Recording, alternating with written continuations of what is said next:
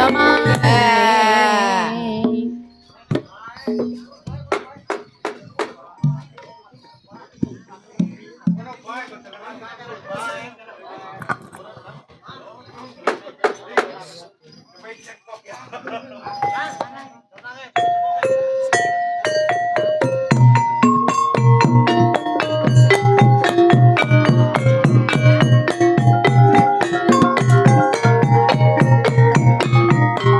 Tirtamataya Bungunendra Prataruna Banggala Punagara Jogjare Balono Daling Kalopo Jawa Meso Marame Wangsokmo Kritik-kritik Radurang Banyawo Pala Pangling Wonge Orang paling suwaran Setiaga Mujaring Legoro Lestari Jawindo Taler Sampe Kolom Sangkir Kandeng Tololok Tepane Miring Iska Sanding Dinding Kalkolete Manding Jenang Selo Watur Kalisa Sonderan Ngapurantong Jalan Padewo Ngapura Ojo Jari Balung Rondole Kalopo Tetenono Cepecek lawan singala Ya mau Gone Rama Eling-eling Aling-aling wong eling Badi yo maning Ana maning modele wong por baling Kecantuan nanging ora kurang Kendange keteponge Panggeronge Melong-melong suarane ku tambah bingung Boleh Kacang kodem Romo Eling-eling wong eling beli jamaling Anak maling modele wong berbaling Najan tuan nanging ora kurang reka Kendange keteponge Panggeronge Malu-malu suarane ku tambah bingung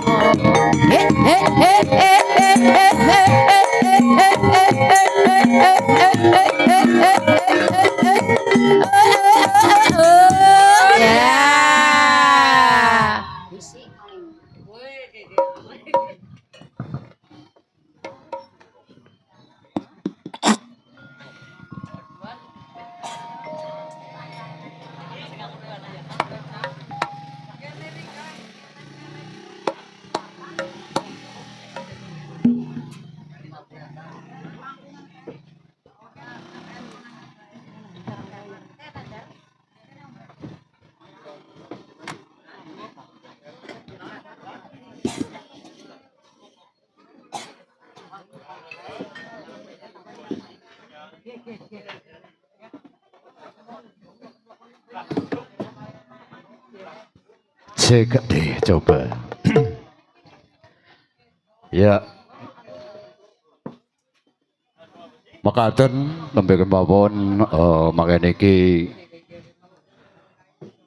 seni epik Mugi Lestari Muda saking Grumbun Semingkir nembe kemawon anggen menika ngayahi tugas ingkang bapak ingkang pertama utawi ingkang kaping sepindah niki ngapunten niki wayahipun nggih tesi panas niki nggih umumipun wonten teng mriki niki seni keba kuda kepang wonten mriki nggih biasane kibar beduk nggih niki alhamdulillah niki kawula saking grup Mugi Lestari Muda niki saged ngayahi tugas timbalanipun Bapak Udin sakeluarga lan ugi Bapak Yuti sakeluarga sanak sedangipun keluarga besanipun saking Bapak Udin sakeluarga lan ugi kawula saking rombongan Mugi Lestari menika niki dipun timbali terusipun niki Bapak Udin manggen teng Binangun ananging ngapunten sanget panjenengan sedaya langkung sampun langkung mangertos dene desa Binangun menika meturut ingkang sampun mangertos mboten saged kangge ebek-ebekan nanging niki ujaripun saking Bapak Udin menika pernah ngomong utawi besok kepengin angga bebek terus nek anak lanang sepit niki nggih ngapunten mangke dipun terusaken teng ujar utawi ujar kaul niki dipun panggenakenipun teng dalemipun eyanganipun niki ramane Bapak Yuti teng mriki teng desa Karangtalun nggih matur suwun sanget niki saking panjenenganipun Bapak Udin nimbali kawula sak rombongan saking Mugi Lestari Muda saking Grumbul Semingkir nggih alhamdulillah mugi-mugi Bapak Udin saged nggih sampun nembe kemawon gadhehan hajat nggih menika ngitanani ingkanipun namipun Mas Enan nggih alhamdulillah mungkin dinten saniki mangke ujaripun Bapak Udin saged dipun kabulaken saged dipun lubar-luaraken nggih mangke wonten wayanipun nggih matur suwun sanget niki dumateng para pamirsa kagung saha putri lan ugi saking rombongan Mugi Lestari Muda niki nggih kangge salajengipun nggih monggo badhe dipun tarasaken nggih kangge tambah panas wayangipun nggih kangge dalem nggih kangge ngaso wetawis niki wayangipun menghilangkan utawi gerah nggih ya alhamdulillah niki panjenengan niki kawula sak rombongan niki dipun panggenaken teng Grumbul Karangtalun monggo dumateng Ibu Warang kula aturi kangge rengan-rengan sumangga nuwun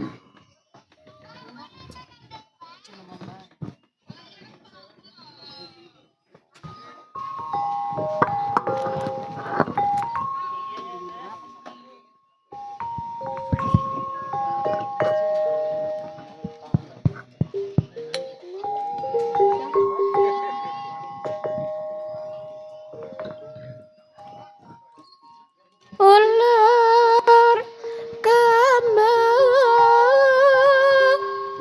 sakti tea lon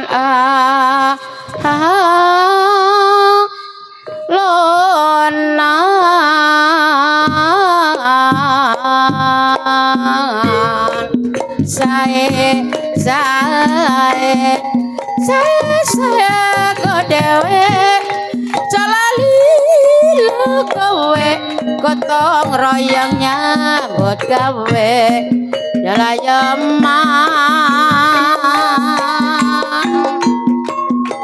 janur gunung sakilan banjar patoman kinclong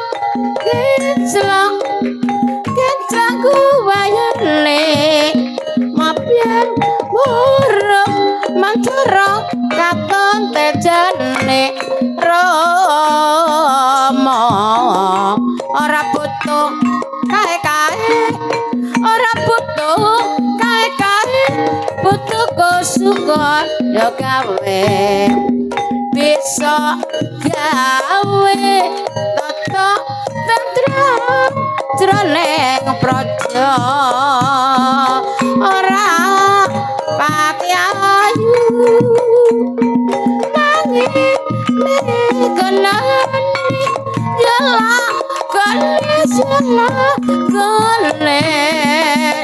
mane Rama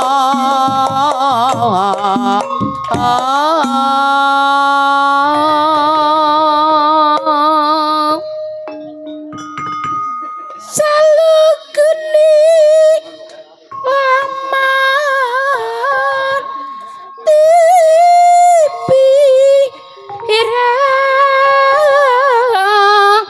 raja brambang sasiji berjuang si hati-hati brambang saselimo berjuang belona koro gones salembar godhonge koro salembar godhonge koro kudu sabar lan narima ora butuh kowe kuwi butuh wajine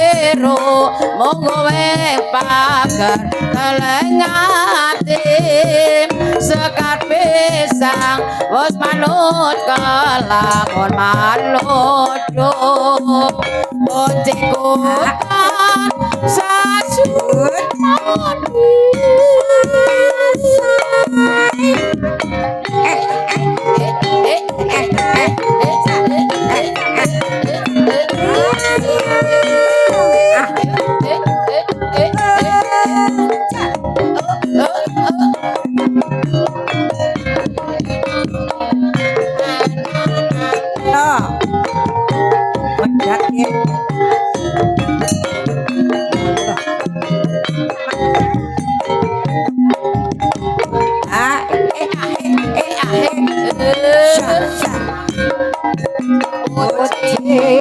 Boko lalanggeng pujiku tarasa lestariyo dadi seteluhur rasa budaya nyatane wiwitiku dadi srana sesawungan nanti pampane koyo sandingan wajah mikotan salelewo kembang biru mungke panggung dalange ngati sekarang pisang wis katon kelakon mantu putih hutan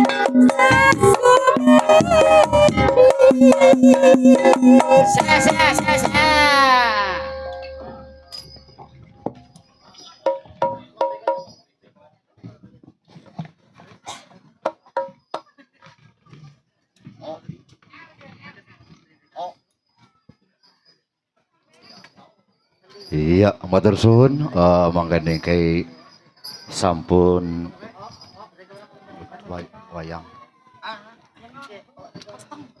damel rengang-rengang diputarsaken dolanan. Ki alhamdulillah niki saking mugi lestari muda niki kangge menghibur khususipun masyarakat Grumbul Karangtalun lan ugi Desa Binangun. Hajatipun saking Bapak Udin sakeluarga niki nimbali kawula sak rombongan saking Grumbul Semingkir. Mugi-mugi hajatipun Bapak Udin boten wonten alangan satunggal punapa amin. Dene saklajengipun niki badhe acara ujar niki saking keluarga khususipun saking padanipun Bapak Udin monggo ingkang dipun ujari utawi dipun kauli bahasa mendarenganipun dipun siapaken peralatanipun. Monggo Bapak Udin utawi Ibu Udin sama pengantinnya nggih mboten nggih apa pengantinnya nang kene pengantin sepitek wonten nggih ken duduk teng ajeng niki badhe dipun kabulaken niki ujaripun saking Bapak Udin sak keluarga sumangga dene ingkang badhe ngujaraken monggo saking Bapak Saudin bedal kula aturaken sak cekapipun monggo.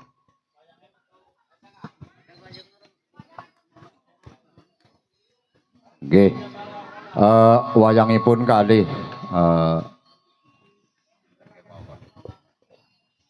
cek iya Mas Oo ya kena sapa lah sing penting nang ngarepe monggo niki saking Bapak Saudin badhe dipun ujaraken sumangga nuwun.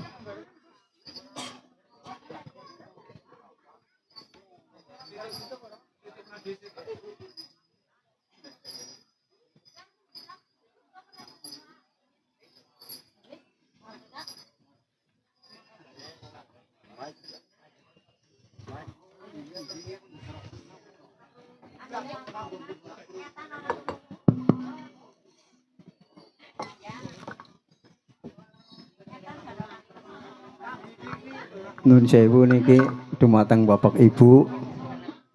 Dene kula badhe nglantaraken hajatanipun Bapak Udin mbok mangke wonten kelepatanipun wonten kekiranganipun nggih mboten namung kula nyuwun agungnya pangapunten nggih Pak Bu. Assalamualaikum warahmatullahi wabarakatuh.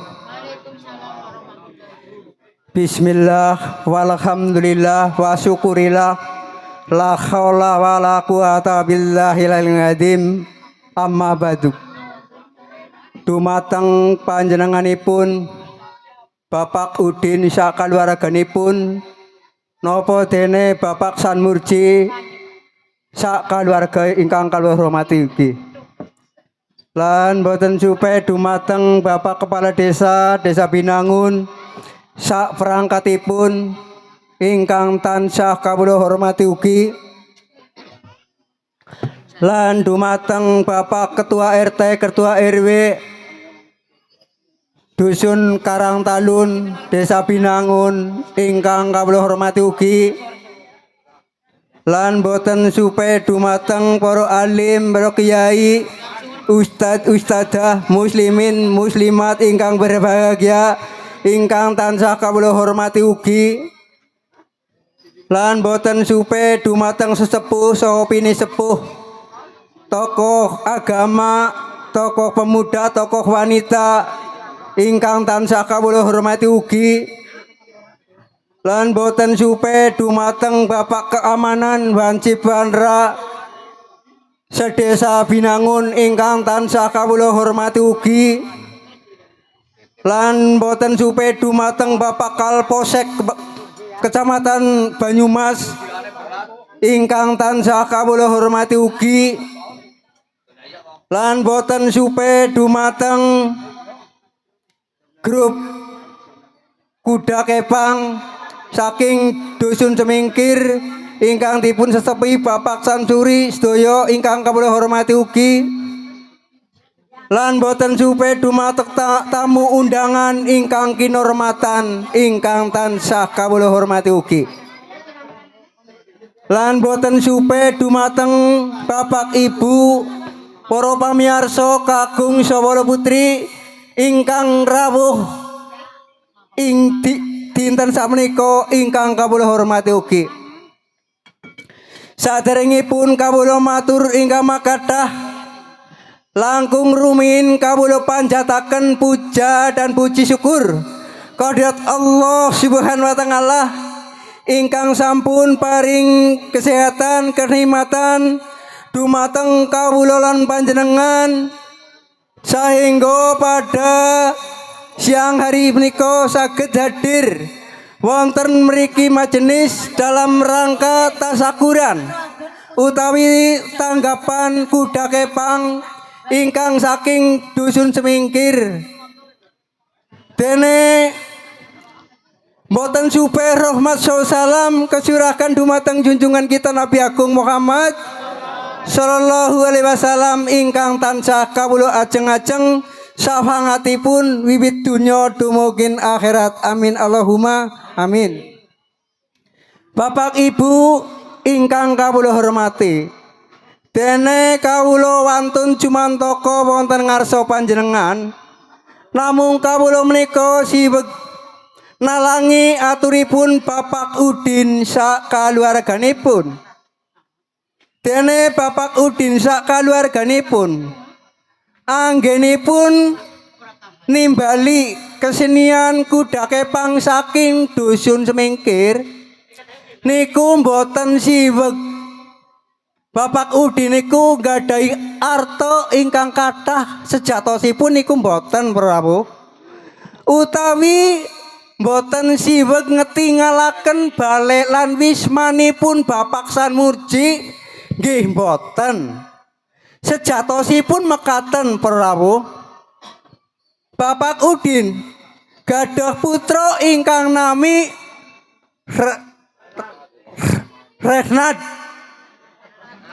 Renan. Dene nalika riyin taun ingkang sampun kepengker. Nak Renan menika wau menawi mireng utawi wonten kesenian ebek wonten pundi kemawon niku ngejake nonton niku mekaten Prabu. Lah umbuk ebek niku teng pundi kathah tebih nggih kedahe nonton. Ngantos Bapak Udin niku kemeng ing penggalih Prabu. Ngantos Bapak Udin menika ngedalaken suraos. Suraos iku mekaten Prabu. Oh, anakku bocah sing tak domo-domo lan sing tak damu-damu. Si rehat. Kowe kok ana ebek nang ndi kowe asenge nonton. Maganen waktune udan adoh maning. Kok kowe asenge nonton. Dadi mbok ya kayak kie mbok besok kowe nek kowe sepit poke tek tanggap na ebek besok ora ketang bu sebabak bu sepenginang tari basane niku mekaten Prabu. Lah Bapak Udin saka keluarga niku ngawontenaken menika sesaji utawi komaran. Komaran niku nemu tegas Prabu. Sejatosipun komaran niku samar-samar priyaosipun Bapak Udin menika badhe kelampahan dinten kapan lan taun kapan. Lan diwontenaken kupat luar wos kuning utawi arta. Kupat sejatosipun menika Bapak Udin gadhahi lepat dumateng Gusti Allah Tengalah. Dene luar menika wiraosipun Bapak Udin badhe dipun luari ing dinten sakmenika. Dene wos kuning niku ngemu tegesipun ngeningaken cita-citanipun Bapak Udin menika badhe kapan badhe kalampahan niku Prabu. Lah arto kinaryo penetep wiraosipun Bapak Udin dipun tetepaken ing dinten samenika dinten Kemis Kliwon. Bulanipun bulan Saban, taunipun taun Dal. Menika badhe dipun leksanani lan badhe dipun lubar-luari. Dene diwontenaken malih tumpeng robyong. Tumpeng robyong sejatosipun menika ngemu teges Prabu. Tumpeng niku maksudipun mempeng ingkang dados kenyatanipun Bapak Udin saka keluarga.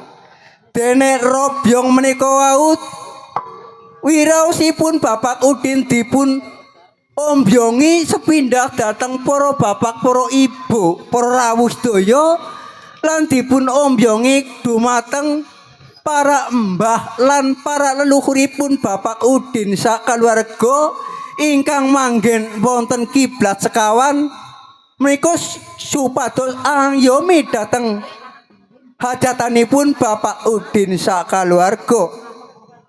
Lan dipun seksekaken malih menika dhateng bapane batin utawi biyunge batin. Teras ingkang purwaka dhateng badanipun Bapak Udin saka keluarga. Sedaya menika wau supados anak seni utawi angluari ingkang dados nadaripun Bapak Udin. Lan dipun seksekaken malih menika dhateng ingkang lantaran saking bapalan biyunge kakininine drekipun tepuk ingkang alim ingkang saged mbayu mengku siang temakaing dalu dateng badanipun Bapak Udin saka keluarga. Sedaya menika wau supados anak seni utawi nglubari ingkang dados nadaripun Bapak Udin. Lan dipun seksekaken malih menika dhateng leluhuripun ingkang manggen wonten mriki salebeting griya sajawining griya. Salebeting pekawisan sajawining pekawisan utawi Nyai Danyang ingkang mangkoni Grumbul Karang Talun Desa Binangun swancinipun boten dipun wiji-wiji. Sedaya menika wau supados anak seni utawi angluari ingkang dados nadaripun Bapak Udin sakaluarganipun.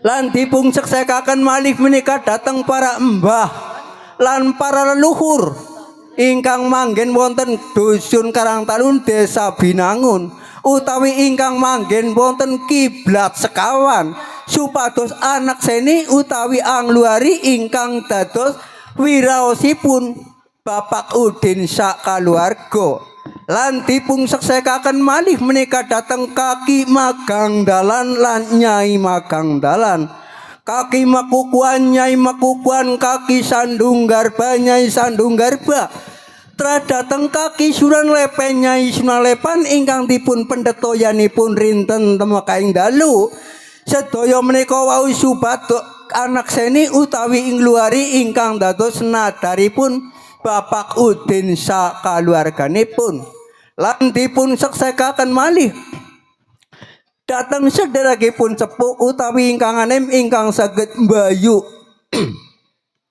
mengku dateng badanipun Bapak sak Udin sak kaluarganipun ingkang manggen wonten Samudra Kidul sedaya menika wau supados angluari utawi anak seni ingkang dados nadaripun Bapak Udin sak kaluarganipun saged dipun seksekaken malih menika dateng Ibu Hawa lan Bapak Adam utawi Bapak Langit Biyung Bumi Tras ingkang mengkoni dinten 7 rangkep gangsal sasi 12 taun 8 kiblat sekawan gangsal pancer tradateng Sriwesi Brahma Toya Angin Surya Lintang lan Rembulan supados anak seni utawi angluari ingkang dados wiraosipun Bapak Udin sak kaluarganipun saged alaili kebetaing banyu mili awang wung kebetaing maruta agung saged lubar luar wiraosipun Bapak Udin sak kaluarga ana penyakit saka wetan tinolak wang sulangetan ana penyakit saka kidul tinolak wang sulang idul ana penyakit saka kulon tinolak wang sulang ulon ana penyakit saka ler tinolak wang sulang aler ana penyakit saka dhuwur tinolak wang sulang dhuwur ana penyakit saka ngisor tinolak wang sulang ngisor ical sebal puyenge tinggal seger lan warase dene kawula menika namung sifat drema kangge lantaran ingkang saged nglubari utawi saged ngluari mboten ngejawi namung Gusti Allah Taala. Allahu Akbar, Allahu Akbar, Allahu Akbar.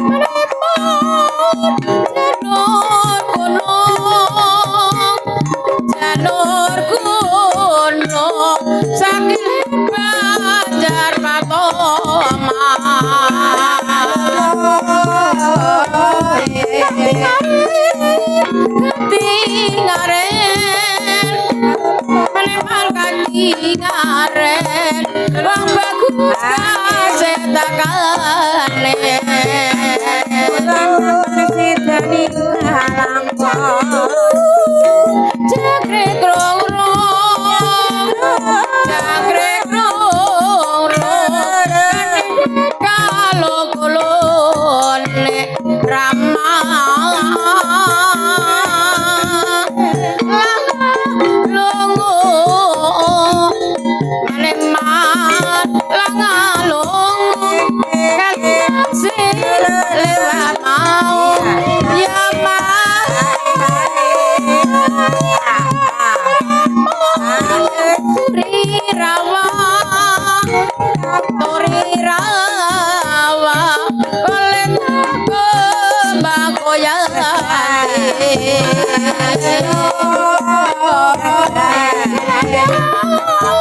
kurang dalangan kurang dalangan kalian sing eman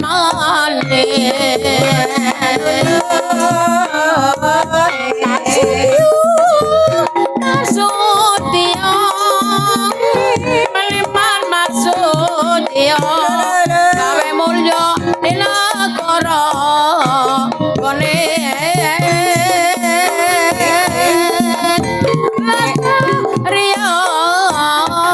Lestariya lestariya ditele sampe kala Rama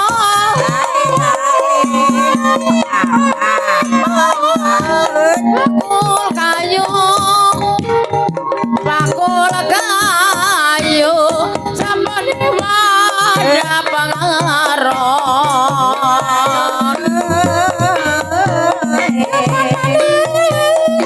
panane katamu pada dewekan Rama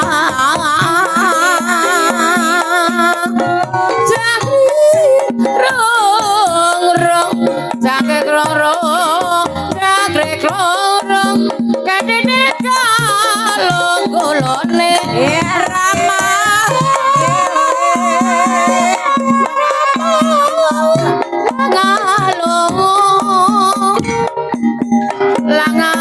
langalongo kalian sing lewat mau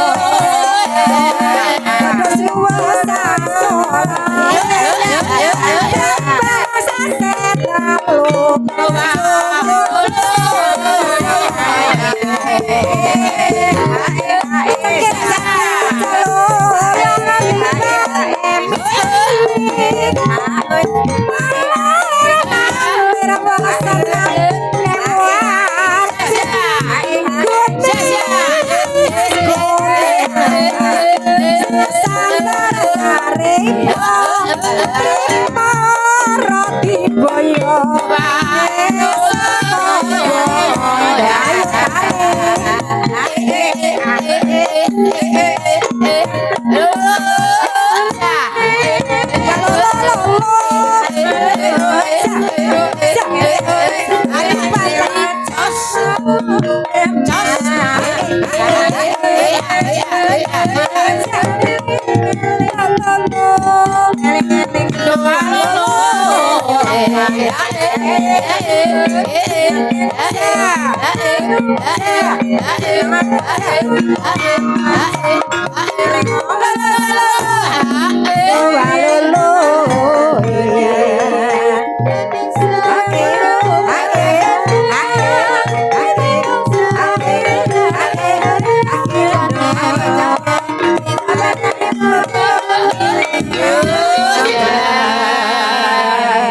Ulun. Ulun. Ulun apa ngidul kasih acunge? Ulun mengidul. Ngidul kadung.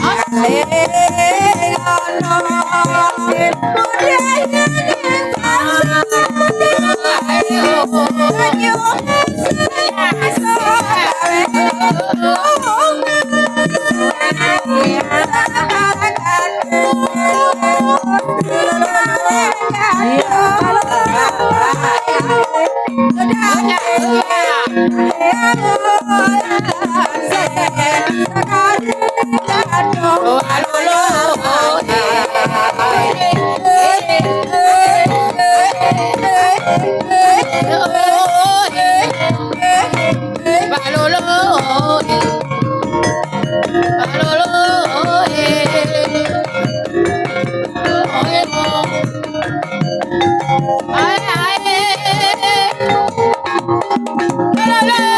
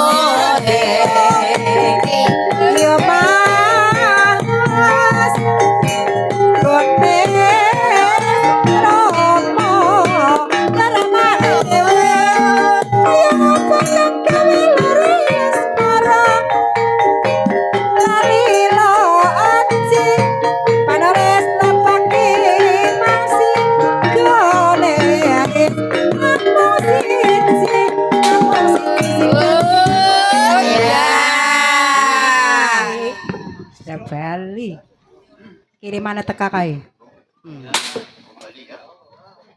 Abdul lagu ya pakai macam. Ya.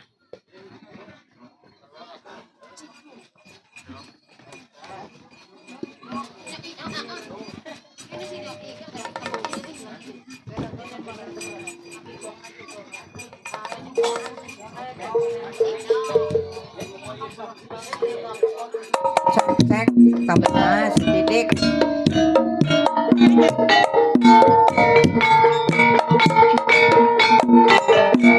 Iya, iya, iya.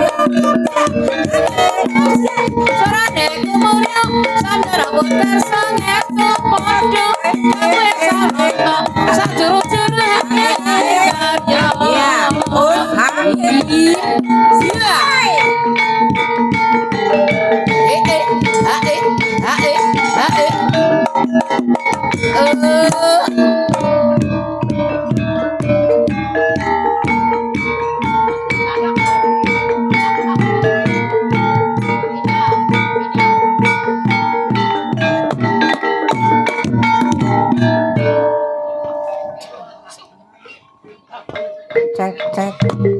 Cek, halo.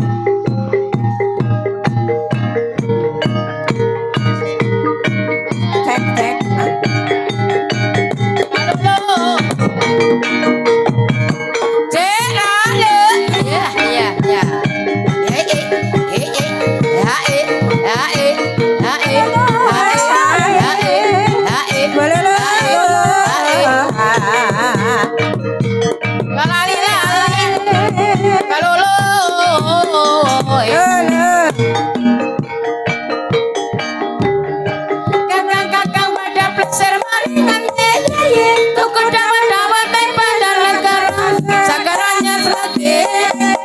iya kamu dapat negara.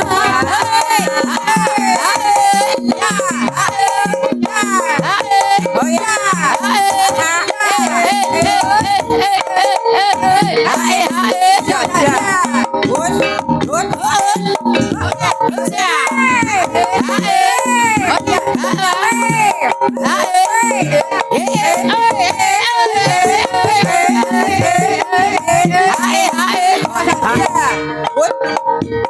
Iya.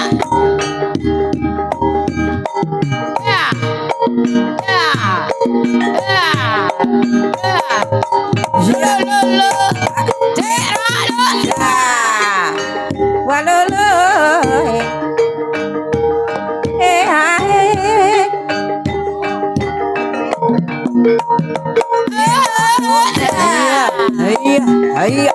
Siap. Lolo.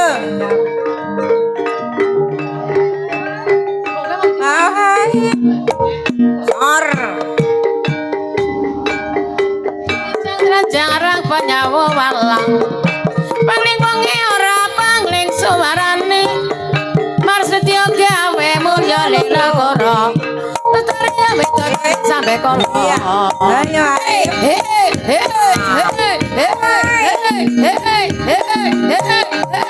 Lo lo lo ya Haya. urung oh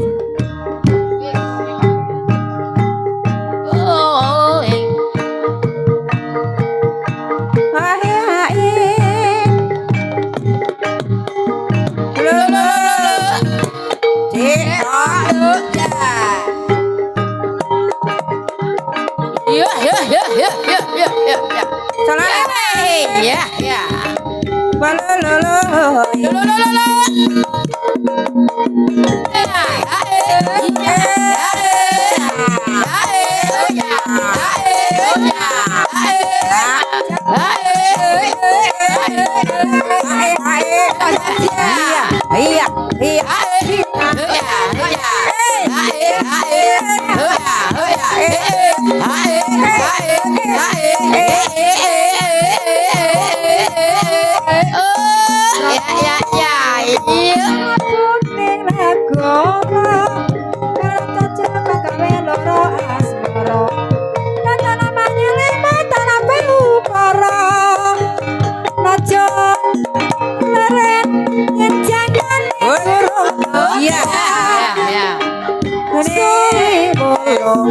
Cangkringane wongan pajanten Cinaraga duwe bojo wong dadengan kaya apa kakene loro asmara Walololololo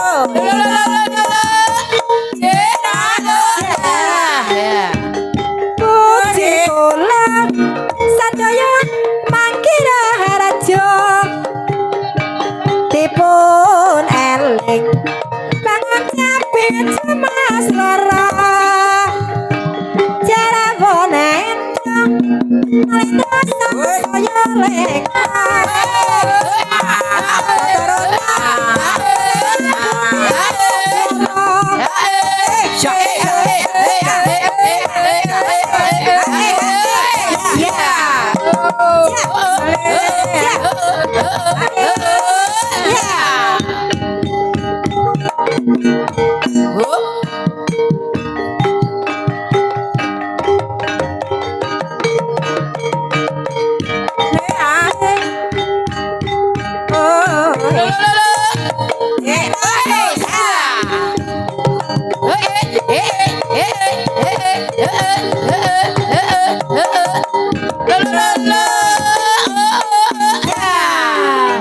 Urung mari kok apa ya?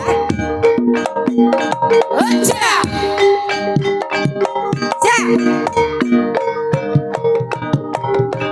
Kakak, mari ngerti cukup taman banjar segera selagi apa ya?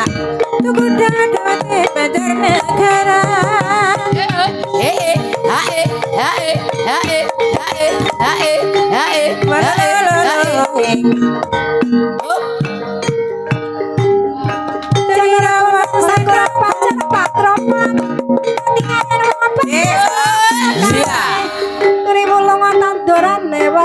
jati cinta kasihku jauh jangan Edgin Gemar Nganggo apa? Dimas Kimbo Apa Mas pada apa Bali? Mas Bali Mas wis sore Mas